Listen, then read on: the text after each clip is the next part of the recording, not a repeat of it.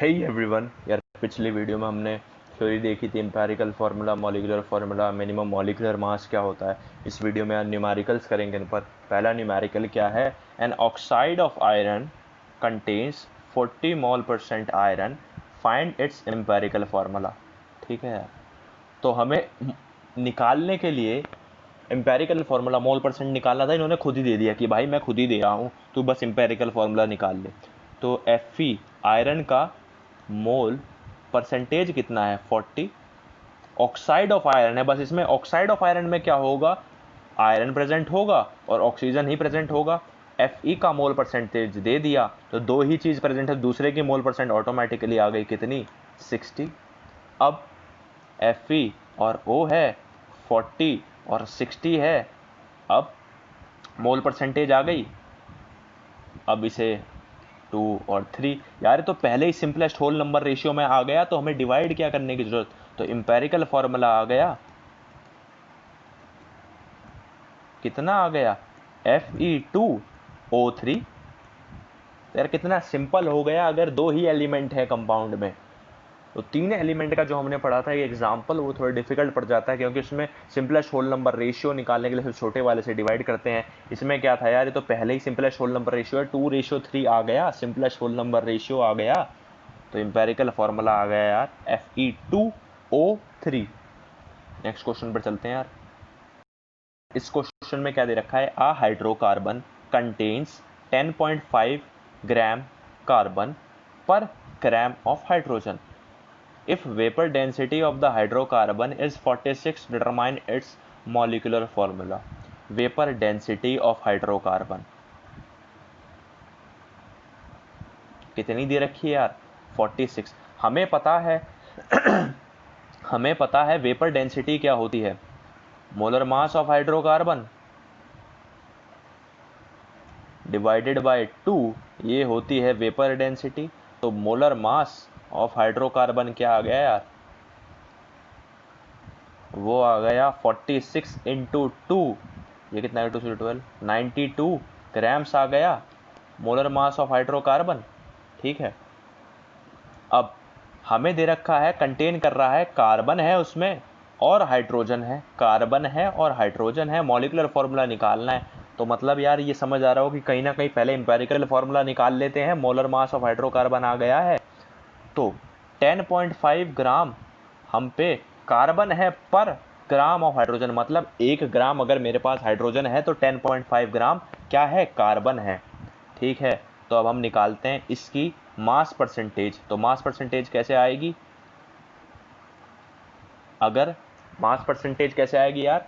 इसे ऑब्वियसली 100 से डिवाइड कर देंगे टोटल से यार। तो अब हमारे पास मास आ गया है, हम मोल्स निकालते हैं। मोल्स कैसे निकालेंगे? 10.5/12 और ये आएगा 1/1। ठीक है, ये मोल आ गया। अब इन दोनों को दोनों तरफ अगर 100 से मल्टीप्लाई कर देंगे तो मोल परसेंटेज आ जाएगी, पर हमें नहीं करना है। क्यों? अगर दोनों तरफ 100 से मल्टीप्लाई करेंगे तो सेम ही बात पड़ जाएगी, रेशियो में वो डिवाइड हो जाएगा। ठीक है, दो ही एलिमेंट हैं, मोल परसेंटेज आ गई है। छोटी मोल परसेंटेज क्या है? 10.5/12 और दोनों को डिवाइड कर दो उससे। ठीक है, दोनों को डिवाइड करा, ये आया 1 और ये आया 12/10.5। ठीक है, अब ये आया 12 और ये आया 10.5। इसे सॉल्व करते हैं, ये ऊपर 10 गया, 5 2 10, 5 1 5, 5 2 10, ये आया यार 8 और 7। ठीक है, तो अगर मैं 7 को इधर ले जाऊं तो आ जाएगा 7:8। ये सिंपलेस्ट होल नंबर रेशियो आ गई। तो एम्पेरिकल फार्मूला क्या आ गया? एम्पेरिकल फार्मूला क्या आ गया? वो आ गया C7H8। एम्पेरिकल फार्मूला आ गया। मॉलिक्यूलर फार्मूला निकालने के लिए हम क्या करेंगे? n की वैल्यू निकालेंगे। वो कैसे होगा? मोलर मास है 92, एम्पेरिकल फार्मूला मास निकाल लेंगे यहाँ से, वो क्या आएगा? एम्पेरिकल फार्मूला मास जब कैलकुलेट करेंगे तो वो आएगा 7 × 12 + 8, ये कितना आया यार? 84 + 8, ये आया 92। 92 डिवाइडेड बाय 92, ये 1 आ गया। तो एटम को 1 से मल्टीप्लाई करेंगे तो मॉलिक्यूलर फार्मूला क्या आ गया? वो आ गया C7H8। ठीक है, वो ही आ गया। तो यार नेक्स्ट क्वेश्चन पर चलते हैं अब। यार इस क्वेश्चन में क्या दे रखा है, an organic compound contains carbon, hydrogen, nitrogen and oxygen. 4 elements हैं कंपाउंड में। मास रेशियो दे रखा है कार्बन, ऑक्सीजन और नाइट्रोजन का 3:4:7। मास परसेंटेज दे रखी है हाइड्रोजन की 20/3%। हमें एम्पेरिकल फॉर्मूला बताना है यार, इंपॉर्टेंट क्वेश्चन है ये। ठीक है, तो सबसे पहले हम निकालते हैं मास परसेंटेज। क्यों मास परसेंटेज निकालना था हमने, एम्पेरिकल फॉर्मूला निकालने की सबसे पहली चीज़ क्या निकालनी थी, मास परसेंटेज, और वहाँ से मोल परसेंटेज। ठीक है, तो हमें कार्बन, ऑक्सीजन, नाइट्रोजन और चौथा क्या है, हाइड्रोजन। हाइड्रोजन का दे नहीं रखा है क्या, मास रेशियो, तो हम उसे मान लेते हैं कि वो x प्रेजेंट है, 3:4:7, इसकी कुछ x परसेंटेज होगी। ठीक है, अब हम निकालते हैं मास परसेंट, तो वो कैसे होगा, 3 और टोटल मास कितना है, 3 + 4 + 7 14 + x, ये क्या होगा 4/14 + x, ये क्या होगा 7/14 + x, ये क्या होगा x/14 + x। यार रेशियो में है तो ये सारी चीज़ कैंसिल आउट हो जाएगी। ठीक है, जब मास परसेंटेज की बात करेंगे, बट मास परसेंटेज हमें हाइड्रोजन की दे रखी है 20/3। ठीक है, तो मास परसेंटेज ऑफ हाइड्रोजन कितनी है 20/3, तो x/14 + x mass percentage into 100, ये क्या दे रखी है 20/3। अब यहाँ से यार x की वैल्यू कैलकुलेट करेंगे तो वो आएगी 1 के इक्वल। ठीक है, मतलब x की वैल्यू क्या है, 1 है x की वैल्यू, तो 3:4:7:1, क्योंकि ये तो डिवाइड हो जाएगा मास परसेंटेज में, और मास परसेंटेज क्या होती है 100 से मल्टीप्लाई, पर सब में ही 100 से मल्टीप्लाई है, तो ये सारे भी कैंसल आउट हो जाएंगे, ये भी। तो मास परसेंटेज क्या आ जाएगी, 3:4:7:1, ये आ गई मास परसेंटेज। तो मास परसेंटेज आ गई हमारे पास 3:4:7:1। हमें क्या निकालनी है, मोल परसेंटेज, तो मोल परसेंटेज निकालेंगे। ये कार्बन था, ये था ऑक्सीजन, ये था नाइट्रोजन, ये था हाइड्रोजन। मास परसेंटेज निकालेंगे, मोल परसेंटेज निकालेंगे, एटॉमिक वेट से डिवाइड करेंगे, 4 / 16, 7 / 14, 1 / 1, ये आएगा 1:4, ये आएगा 1:4, ये आएगा 1:2, ये आएगा 1। ये मोल परसेंटेज आ गई। सबसे छोटा क्या है 1/4, तो सबको 1/4 से डिवाइड कर दो, simplest whole number ratio of atoms, तो वो क्या आ गया 1:1 रेशियो। इसे भी 1/4 से डिवाइड करेंगे तो ये 2 आएगा, और ये आ जाएगा 1/4 से डिवाइड करने के बाद 4। तो एम्पेरिकल फॉर्मूला हमारे पास आ जाएगा क्या, सीधा हमारे पास सिंपलेस्ट होल नंबर रेशियो आ गया। तो एम्पेरिकल फॉर्मूला आएगा CON2H4 का होल ट्वाइस, ये हमारा आ गया एम्पेरिकल फॉर्मूला। तो हमें यही निकालना। तो यार अभी हमने एक मेथड से देखा कैसे सॉल्व करेंगे इस क्वेश्चन को, दूसरा मेथड देखते हैं। हमें यार मास रेशियो दे रखी थी कार्बन की, ऑक्सीजन की और नाइट्रोजन की, जो कितनी दे रखी है 3:4:7। ठीक है, ये दे रखी थी क्या, मास रेशियो। अगर मैं इन्हें इनके एटॉमिक मास से डिवाइड कर दूं तो मेरे पास मोल रेशियो आ जाएगी। ठीक है, तो मोल रेशियो कितनी आएगी, 3/12, 4/16 और 7/14। ये आएगा 1/4, ये आएगा 1/4, ये आएगा 1/2। अगर मैं सिंपलेस्ट मोल रेशियो निकाल लूँ, simplest whole number mole ratio, वो क्या आएगी, सबसे छोटे वाले से डिवाइड कर दो, सबसे छोटा क्या है 1/4, 1 आएगा, 1 आएगा, इसे करेंगे 2 आएगा। तो हमारे पास एम्पेरिकल फॉर्मूला बस इन 3 एलिमेंट्स को अगर मैं लूँ तो क्या बन जाएगा CON2, बट इसमें हाइड्रोजन भी है यार कंपाउंड में, तो मैं ले लूँगा H और X ले लूँगा कि इसके X एटम्स होंगे, ग्राम एटम्स इसके X होंगे। बट हम X कैसे कैलकुलेट करेंगे, क्वेश्चन में हमें दे रखा है, क्वेश्चन में हमें क्या दे रखा है, मास परसेंटेज हाइड्रोजन की दे रखी है, हम इसे यूज़ करेंगे। मास परसेंटेज ऑफ हाइड्रोजन कितनी दे रखी है यार 20/3। तो हम वो कैसे निकालेंगे, हाइड्रोजन की मास परसेंटेज निकालनी है, x into atomic mass of hydrogen 1 plus total mass इस कंपाउंड का कितना आएगा, वो आएगा इन तीनों का mass of 1 atom of carbon plus mass of 1 atom of oxygen plus mass of 2 atoms of nitrogen plus mass of x atoms of hydrogen. यार ये निकालेंगे तो ये आएगा 56 प्लस x, इसे 100 से मल्टीप्लाई करा तो आ जाएगी percentage of hydrogen, mass percentage.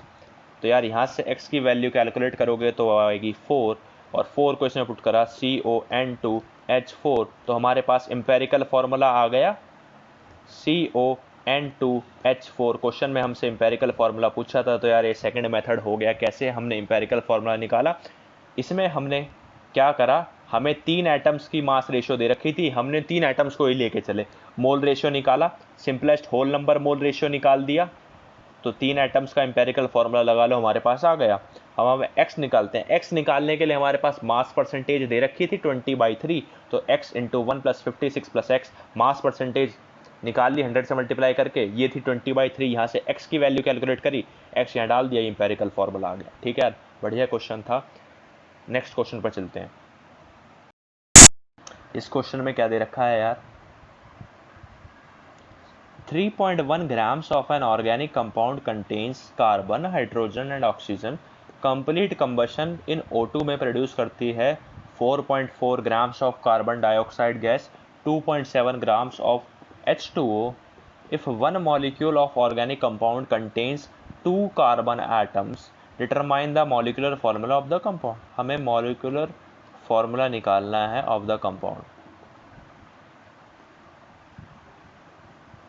ठीक है, ये फाइंड आउट करना है।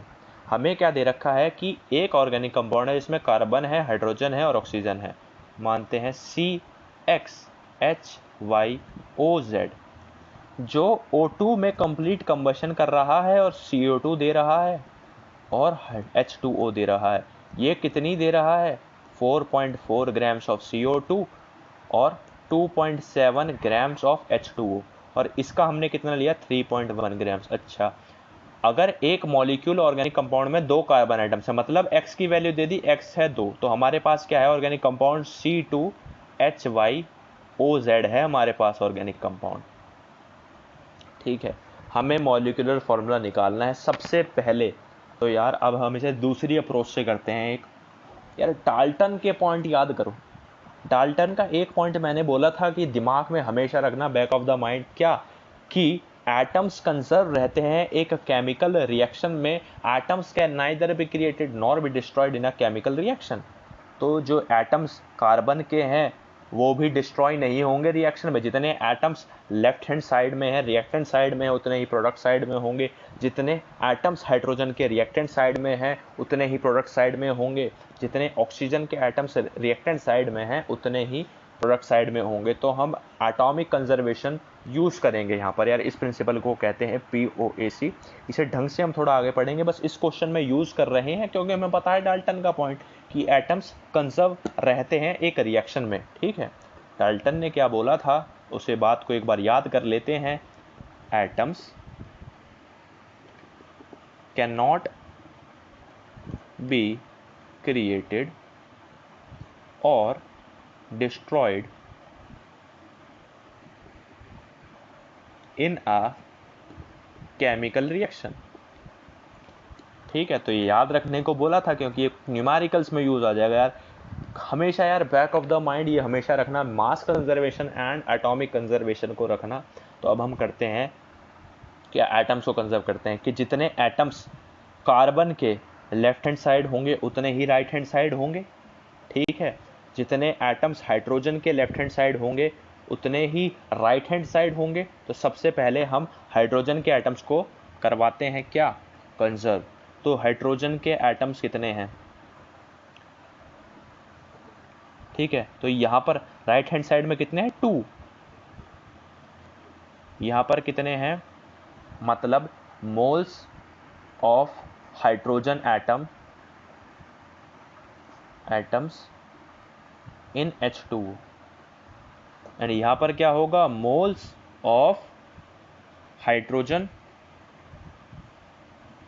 एटम्स इन C2H5OZ, ठीक है, moles of hydrogen atoms in left hand side का जो कंपाउंड है जिसमें हाइड्रोजन है, और moles of hydrogen atoms in right hand side का कंपाउंड क्या था, H2O। अब यहाँ पर निकालते हैं, राइट हैंड साइड में H2O का मास दे रखा है 2.7, तो H2O के मोल्स कितने होंगे, गिवन मास 2.7 अपॉन मोलर मास कितना आएगा H2O का 18, ये आया मोल्स ऑफ H2O, पर एक मोल ऑफ H2O में 2 हाइड्रोजन के ग्राम एटम्स हैं, तो इतने मोल्स में कितने होंगे, 2 into 2.7 upon 18, left hand side में निकालते हैं।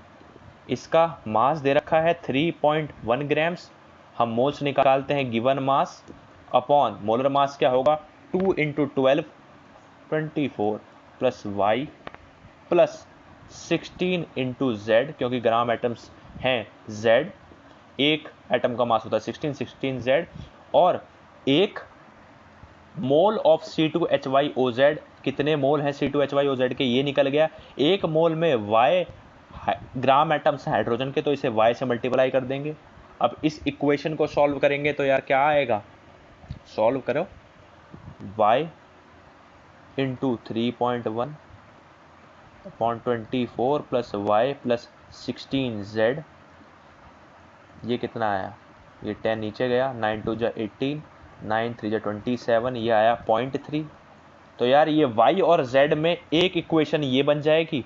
एक इक्वेशन कैसे निकालेंगे, मोल्स ऑफ कार्बन एटम को करवा दो कंजर्व, ठीक है, मोल्स ऑफ कार्बन एटम को कैसे कंजर्व करवाएंगे, कार्बन एटम्स के मोल्स निकालते हैं, 3.1 into 24 plus y plus 16Z, और left hand right hand side कितने हैं, 4.4 ग्राम्स ऑफ CO2, खाली CO2 है जिसमें कार्बन एटम है, तो CO2 का मोलर मास कितना होता है 44 से डिवाइड करा, एक CO2 में 1 ग्राम एटम है कार्बन का, तो इतने मोल में कितना होगा, इसे 1 से मल्टीप्लाई कर दिया, ठीक है। C2H5OZ के मोल्स निकल गए, एक मोल ऑफ C2H5OZ में 2 ग्राम एटम्स ऑफ कार्बन है, तो इतने मोल्स में होंगे 2 से मल्टीप्लाई करके।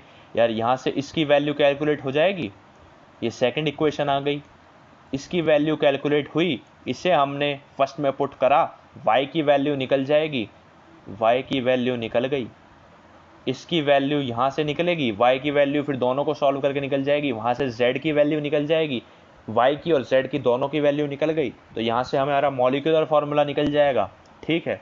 यार इसको दोबारा समझते हैं, कैलकुलेशन आप कर लोगे। इसमें क्या था यार कि हमें x दे रखा था 3.1 ग्राम्स इसके थे, O2 से रिएक्ट करा, CO2 दिया और H2O दिया, ठीक है। हमने यहाँ पर क्या लगाया कि डाल्टन ने पॉइंट दिया था, डाल्टन चाचा ने जो पॉइंट दिया था कि एटम्स कंजर्व रहते हैं केमिकल रिएक्शन में, तो जितने कार्बन के ग्राम एटम्स रिएक्टेंट साइड होंगे उतने ही कार्बन के ग्राम एटम्स राइट हैंड साइड होंगे, जितने हाइड्रोजन के ग्राम एटम्स लेफ्ट हैंड साइड होंगे उतने ही हाइड्रोजन के ग्राम एटम्स राइट हैंड साइड होंगे, जितने ग्राम एटम्स ऑक्सीजन के लेफ्ट हैंड साइड या रिएक्टेंट साइड होंगे उतने ही ग्राम एटम्स ऑक्सीजन के होंगे प्रोडक्ट साइड, ठीक है। तो हमने क्या करा, atoms can not be created और destroyed in a chemical reaction, तो सबसे पहले हमने मोल्स ऑफ हाइड्रोजन पे लगाया, पहले C2H5OZ के मोल्स निकाले, एक मोल में y ग्राम एटम्स थे तो हमने टोटल निकाल लिए, ठीक है।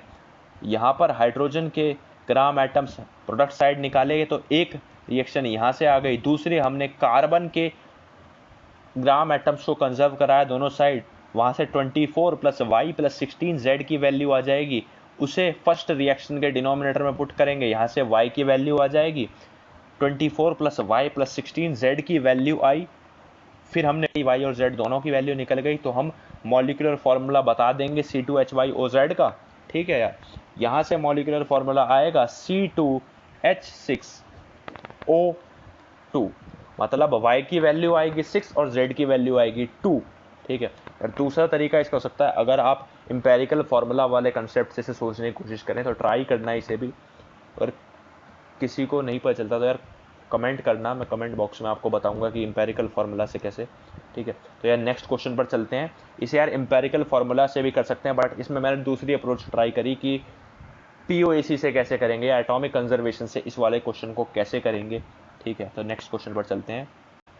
यार इस क्वेश्चन में क्या दे रखा है, compound contains 12.8% sulphur and 6% magnesium by mass, what is the minimum possible molar mass of the compound. ठीक है यार, ये मिनिमम मोलर मास का हमने कॉन्सेप्ट पढ़ा था, ठीक है, जहां पर हमने Z1 लिया था, पर उसमें एक की ही परसेंटेज दें तो 1 लेते हैं। अब इसमें देखते हैं दो एलिमेंट दे दिए कंपाउंड में, तो हम पहले बोलते हैं परसेंटेज ऑफ सल्फर, वो क्या होगी, हम कहते हैं Z1 ग्राम एटम्स है सल्फर के कंपाउंड में, molar mass of sulphur into 100, नीचे आएगा molar mass of the compound. ठीक है, तो ये कितना आया 12.8% Z1। मोलर मास कितना है सल्फर का, मोलर मास होता है यार 32,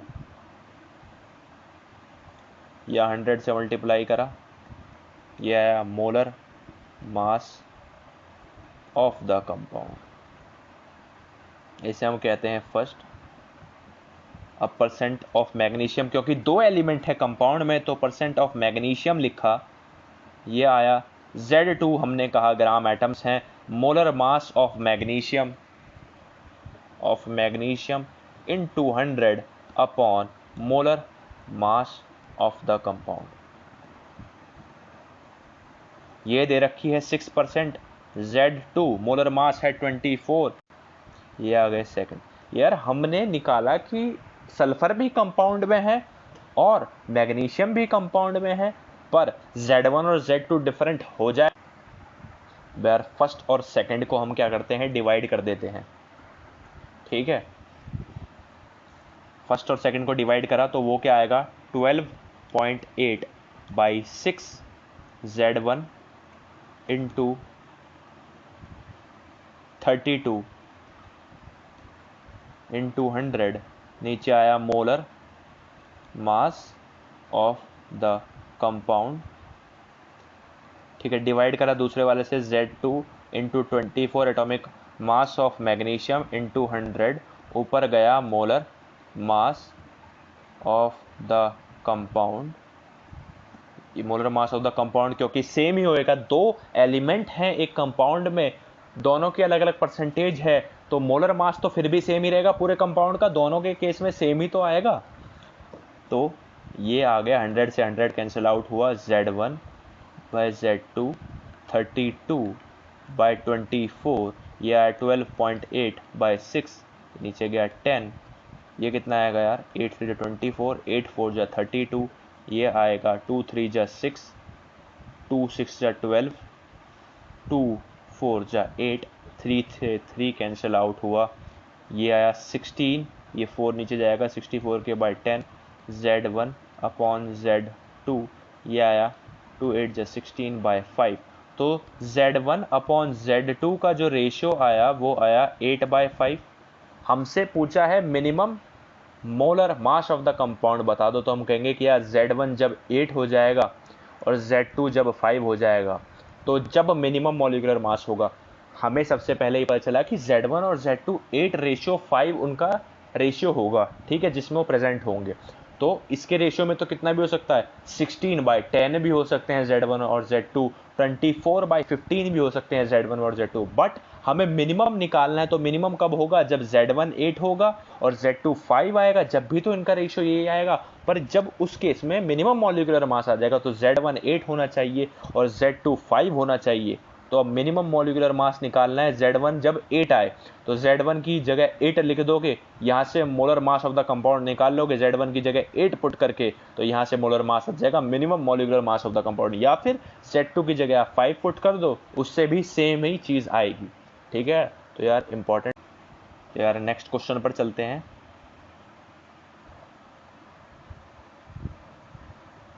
हमें क्या दे रखा है यार,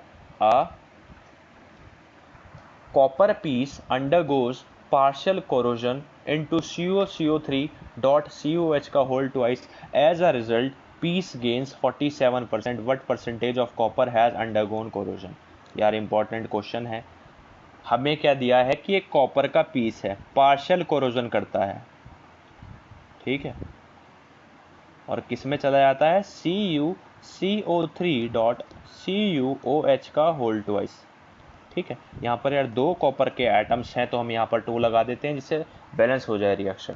तो ये है पार्शियल कोरोजन में इसमें जा रहा है, और एज अ रिजल्ट जैसे ये इसमें जा रहा है तो 47% वेट गेन कर रहा है, ठीक है। Percentage of carbon that has undergone corrosion ये हमें निकालनी है। सबसे पहले अगर हम माने कि हमारे पास ये हमने माना कि P ग्राम का कॉपर पीस है और X कोरोड कर गया, ठीक है। अब यार इस रिएक्शन को देखो, 2Cu पार्शियल कोरोजन कर रहा है CuCO3.CuOH का होल ट्वाइस।